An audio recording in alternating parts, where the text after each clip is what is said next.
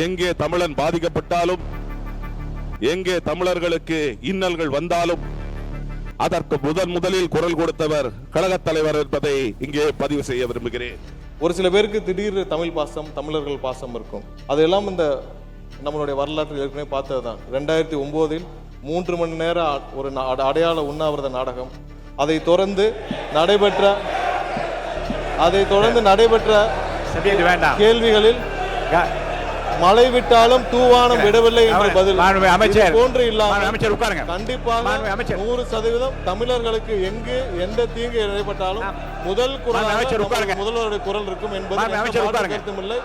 அதில் எந்த மாற்று கருத்தும் என்பதை தெரிவித்துக் கொள்கிறேன். சிறப்பு கவன ஈர்ப்பு. கர்நாடகா ஹனூர் அருகே கர்நாடக வனத்துறையினரால் தமிழர்கள் கொல்லப்பட்டது குறித்து சட்டமன்ற பேரவை விதி 55 கீழ் இவற்றை நான் சிறப்பு கவன ஈர்ப்பு தீர்மானமாக எடுத்துக் கொள்கிறேன். கட்சிக்கு ஒரு வீதம் மாநில உறுப்பினர்கள் இப்பொருள் குறித்து சுருக்கமாக கூறி அரசின் கவனத்தை ஈர்க்கலாம். மாண்புமிகு உறுப்பினர் முனைவர் கணேஷ்குமார் அவர்கள் சுருக்கமாக. கர்நாடக மாநிலத்தில் சாம்ராட் நகர் வனப்பகுதியில் தமிழ்நாட்டை பூர்வீகமாக கொண்ட அந்தோணிசாமி, ஜான் பீட்டர், குமார் ஆகிய 3 தமிழர்கள் என்று சொன்னால் அவருடைய நிலைமையை நாம் முதலில் கணக்கில் எடுக்க வேண்டும். மேட்டூர் அணை இங்கே கட்டப்பட்ட பொழுது தர்மபுரி பகுதியில் வாழ்ந்த அவர்கள் மேட்டூர் அணைக்காக தன்னுடைய வாழ்வாதாரத்தையே இழந்து புலம்பெயர்ந்து அந்த கிராமத்தில் சென்று வசித்து இருக்கக்கூடியவர்கள். தங்களுடைய கால்நடைகளான மாடுகள் காணவில்லை என்று வனப்பகுதியில் தேடி சென்றிருக்கக்கூடிய சூழ்நிலையில் சுட்டுக் கொல்லப்பட்டிருக்கிறார்கள். இதற்காக கர்நாடக வனத்துறையினர் மான் வேட்டைக்கு வந்ததாக ஒரு காரணம் சொல்லி அங்கே அந்த சம்பவம் நடந்ததாக கூறுகிறார்கள். இப்படிப்பட்ட சூழ்நிலையில் அந்த சட்டமன்ற உறுப்பினர் அவர்கள், அன்னூர் அந்த சட்டமன்ற தொகுதிக்கு உட்பட்டு வரக்கூடிய சட்டமன்ற உறுப்பினர் அவர்கள் இதில் ஏதோ இருக்கிறது என்று அவரே ஒப்புக்கொண்டு அந்த பாதிக்கப்பட்டவர்களுக்கு 10 லட்சம் ரூபாய் நிவாரணம் கொடுத்திருக்கிறார்கள். கர்நாடக அமைச்சரும் கூட பாதிக்கப்பட்டவர்களுக்கு 5 லட்சம் ரூபாய் நிவாரணம் கொடுத்திருக்கிறது. இது குறித்து நேற்று ஆனால் கர்நாடக வனத்துறை அமைச்சர் அவர்கள் கர்நாடக சட்டமன்றத்தில் தாக்கல் செய்திருக்கக்கூடிய அறிக்கையில் இது தற்காப்புக்காக நடைபெற்றது, இதில் எந்தவித உரிமை மீறலும் இல்லை என்று ஒரு அறிக்கையை கர்நாடக சட்டமன்றத்தில் நேற்றைய தினம் தாக்கல் செய்யப்பட்டிருக்கிறார் கர்நாடகத்தினுடைய வனத்துறை அமைச்சர் திரு ராமலிங்க ரெட்டி அவர்கள். இப்படியெல்லாம் சூழ்நிலை இருக்கும் பொழுது தமிழ்நாட்டு அரசு தமிழர்களுடைய நலனை காப்பதற்காக மாண்புமிகு தமிழக முதலமைச்சர் ஒரு கண்டனத்தையும் பதிவு செய்திருக்கிறார். நியாயமான விசாரணை இதில் தேவை. இது சிபிஐ விசாரணைத்தால் மட்டும்தான் அங்கு அந்த தமிழர்களுக்கு மென்மேலும் இது போன்ற சம்பவங்கள் நடைபெறாமல் இருக்கும். 15 லட்சம் என்பது போதுமான நிவாரணத் தொகையாக இல்லை. 1 கோடி ரூபாய் அவர்களுக்கு நிவாரணம் வழங்க வேண்டும். மேலும் குறிப்பாக சொல்ல வேண்டும் என்று சொன்னால், புதிதாக கர்நாடக சட்டமன்றத்தில் அவர்கள் தாக்கல் செய்த ஆவணங்களில் ஒரு செட் பேரகான் ஸ்லிப்பர், அதாவது அதோடைய பிரைஸ் டேகோட ஒட்டப்பட்டு புதிதாக ஆதாரமாக சேர்க்கப்பட்டிருக்கிறது. அப்படி என்று சொன்னால், இது இன்றைய காலை வந்தக்கூடிய செய்தி. அப்படி என்று சொன்னால் அவர்கள் புதிதாக செப்பல் வாங்கி போட்டுக்கொண்டு மான் வேட்டைக்கு செல்லவில்லை, மாடை தேடிதான் சென்றிருக்கிறார்கள்.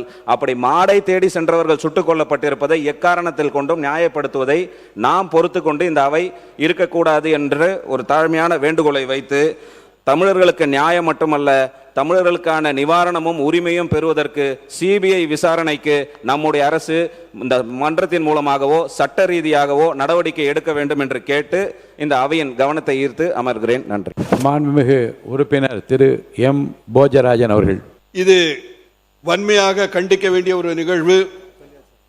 சகோதரர் ராமச்சந்திரன் சொன்னது போல் கடந்த காலிலே தமிழர்களுக்கு ஆந்திராவிலே பல தொல்லைகள் எல்லாம் கொடுத்து உயிரை சாதாரணமாக எடுத்துக்கொண்டார்கள். அதே போன்ற நிகழ்வு இன்றும் தொடர்ந்து விடக்கூடாது. ஆகவே ஒட்டுமொத்தமாக கட்சி பாகுபாடு இன்றி இது போன்ற தமிழர்களுடைய நலனை கருதி ஒட்டுமொத்தமாக நமது எதிர்ப்பினை தெரிவித்து, பாதிக்கப்பட்டவர்களுக்கு ஏற்கனவே உறுப்பினர்கள் சொன்னது போல் கொடுத்த நிவாரணம் தொகையெல்லாம் போதியதாக அல்ல. ஏனால் உயிருக்கு ஈடு இல்லை. இருந்தாலும் அவருடைய குடும்பத்தை பாதுகாப்பதற்கு ஒரு தொகை கொடுக்க வேண்டும். அந்த வகையிலே அதிகமாக கொடுக்க வேண்டும் என்று நாம் கர்நாடக அரசை வற்புறுத்த வேண்டும். அதே நேரத்தில் தமிழக அரசும் நிதி கொடுத்தாலும் தவறில்லை என்று நான் கருதுகின்றேன். கர்நாடக அரசு அவர்கள் அதிகாரிகள் செய்து கொண்ட அந்த முறை அவசரமாக செய்ததை பார்த்தால் நமக்கு சந்தேகங்கள் எழுகின்றன. ஆகவே உரிய விசாரணை செய்து அந்த அதிகாரிகளை கண்டிப்பாக நடவடிக்கை எடுத்து நமது தமிழர்களுக்கு பாதுகாப்பு ஒரு உணர்வை நாம் ஏற்படுத்த வேண்டும் என்று பேரவைத் தலைவர் அவர் மூலமாக கேட்டுக்கொள்கின்றேன். நன்றி, வணக்கம். மாண்புமிகு உறுப்பினர் முனைவர் பால் மனோஜ் பாண்டியன் அவர்கள். வனத்துறையினால் எந்த ஒரு காரணமும் இல்லாமல் அப்பாவி விவசாயிகளானவர்களை சுட்டுக் கொன்றது மனித உரிமை மீறல். இது ஒரு ஃபேக் என்கவுண்டர் என்று கூட அழைக்கலாம்.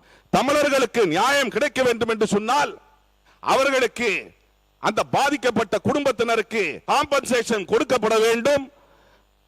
இது தவிர இதில் ஈடுபட்ட அந்த காவல்துறையினர் மீது ஃபேக் என்கவுண்டருக்கு நீதி விசாரணை நடைபெற வேண்டும். இது போன்று நடந்தால் எதிர்காலத்தில் இனிமேல் தமிழர்கள் அதனை அனுமதிக்க மாட்டார்கள் என்ற வகையில் அது இருக்க வேண்டும் என்பதை தெரிவித்து, எங்கே தமிழன் பாதிக்கப்பட்டாலும், எங்கே தமிழர்களுக்கு இன்னல்கள் வந்தாலும் அதற்கு முதலில் குரல் கொடுத்தவர் கழகத் தலைவர் என்பதை இங்கே பதிவு செய்ய விரும்புகிறேன். மாண்புமிகு எரிசக்தி மற்றும் சட்டத்துறை அமைச்சர். கர்நாடக மாநிலம் சாம்ராஜ் நகர் மாவட்டத்தில் மரியமங்கலம் வனப்பகுதியில் கரடிக்குட்ட வனப்பகுதியில் 15/8/2026 அன்று காவிரி வனவிலங்கு சரணாலயத்தில் கர்நாடக வனத்துறையினால் நடத்தப்பட்ட துப்பாக்கி சூட்டில் தமிழகத்தில் பூர்வீகமாக கொண்ட கர்நாடகாவில் ஹன்னூர் தாலுகா தோமையார் பாளையம் கிராமத்தைச் சேர்ந்த அந்தோணிசாமி, தகப்பன் பெயர் பெரியநாயகம், ஜான் ரோஸ் பீட்டர், தகப்பன் பெயர் யாக்கோப், குமார், தகப்பன் பெயர் சபரியப்பன் ஆகியோர் உயிரிழந்தனர். மேலும் காயப்பட்ட திரு மரியதாஸ் பெஞ்சமின் என்பவர் மட்டும் சம்பவ இடத்திலிருந்து தப்பிச் சென்று மருத்துவமனையில் அனுமதிக்கப்பட்டு சிகிச்சை பெற்று வருகிறார். கர்நாடகாவின் சாம்ராஜ் நகர் மாவட்டத்தில் உள்ள ஹன்னூர் தாலுகாவில் சுமார் 75 ஆண்டுகளுக்கு முன்பாக தமிழகத்திலிருந்து புலம்பெயர்ந்து சில தமிழ் குடும்பங்கள் வசித்து வருகின்றனர். சம்பவ நாளான ஆகஸ்ட் 15 அன்று காவிரி வனவிலங்கு சரணாலயம் வனப்பகுதியில் வனத்துறையினரின்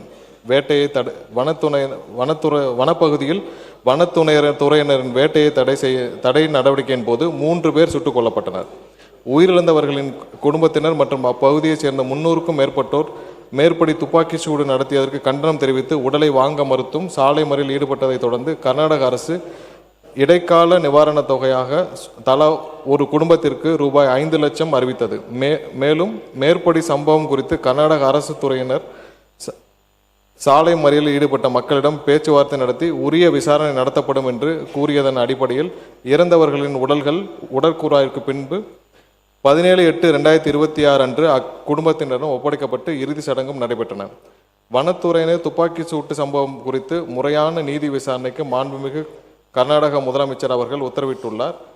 துப்பாக்கி சூடு நடந்ததற்கு சரியான நிகழ்வுகள், முதலில் சுட்டது யார் மற்றும்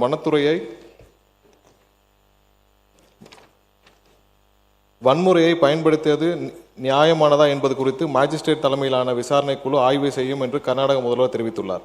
மேலும் விசாரணைக்கு பிறகு உயிரிழந்தவர்களின் குடும்பங்களுக்கு கூடுதல் இழப்பீடு வழங்கப்படும் என்றும் அதற்கான விவரங்கள் இறுதி செய்யப்பட்டு வருவதாகவும் கர்நாடக அரசு உறுதியளித்துள்ளது. பாதிக்கப்பட்ட குடும்பத்தினரின் புகாரின் பேரில் சம்பந்தப்பட்ட வனத்துறை அதிகாரிகள் மீது ஹன்னூர் காவல்துறையினரால் BNS 103(1) கீழ் முதல் தகவல் அறிக்கை பதிவு செய்யப்பட்டுள்ளது. மாண்புமிகு தமிழக முதலமைச்சர் அவர்கள் உயிரிழந்த குடும்பத்தினருக்கு தனது ஆழ்ந்த இரங்கலை தெரிவித்து இச்சம்பவத்திற்கு கடும் கண்டனத்தை தெரிவித்ததுடன் இது ஒரு படுகொலை மட்டுமல்ல, கர்நாடக வனத்துறையின் விளக்கம் ஏற்றுக்கொள்ளத்தக்கதல்ல என்றும் இந்த கொடூர சம்பவம் தொடர்பாக நேர்மையான விசாரணை நடைபெற வேண்டும் என்றும் உயர்மட்ட குழு விசாரணை அமைத்து தவறிழைத்தவர்களுக்கு உரிய தண்டனை வழங்கப்பட வேண்டும். பாதிக்கப்பட்டவர்களின் குடும்பத்தினருக்கு தேவையான அனைத்து உதவிகளையும் கர்நாடக அரசு வழங்க வேண்டும் எனவும் இதுபோன்று இனி ஒரு சம்பவம் நடக்காமல் இருக்க கர்நாடக அரசு உரிய நடவடிக்கை மேற்கொள்ள வேண்டும் என்று வலியுறுத்தியுள்ளார் என்ற விவரத்தை தங்கள் வாயிலாக தெரிவித்துக் கொள்கிறேன். அத்துடன் ஒரு சில பேருக்கு திடீர் தமிழர்கள் பாசம் இருக்கும். அதெல்லாம் இந்த நம்மளுடைய வரலாற்றில் ஏற்கனவே பார்த்தது தான். 2009 3 மணி நேர ஒரு அடையாள உண்ணாவிரத நாடகம், அதை தொடர்ந்து நடைபெற்ற கேள்விகளில் மழை விட்டாலும் தூவானம் விடவில்லை என்று பதில் போன்று இல்லாமல் கண்டிப்பாக 100% தமிழர்களுக்கு எங்கு எந்த தீங்கு ஏற்பட்டாலும் முதல் முதல்வருடைய குரல் இருக்கும் என்பது கருத்துமில்லை. அதில் எந்த மாற்று கருத்தும் இல்லை தெரிவித்துக் கொள்கிறேன். அமைச்சர் அவர்கள் உட்காருங்க பேசுறதுக்கு உட்காருங்க. மாண்பு உட்காருங்க உட்காருங்க உட்காருங்க உட்காருங்க. மாண்புமிகு கவன ஈர்ப்பு தீர்மானத்தை ஒட்டி மட்டும் கூறிய வார்த்தைகள் அவை குறிப்பில் இருக்கும். கவன ஈர்ப்பு தீர்மானத்திற்கு அப்பாற்பட்டு பேச அனைத்தும் அவை குறிப்பில் நீக்கப்படுகிறது. உட்காருங்க உட்காருங்க உட்காருங்க உட்காருங்க.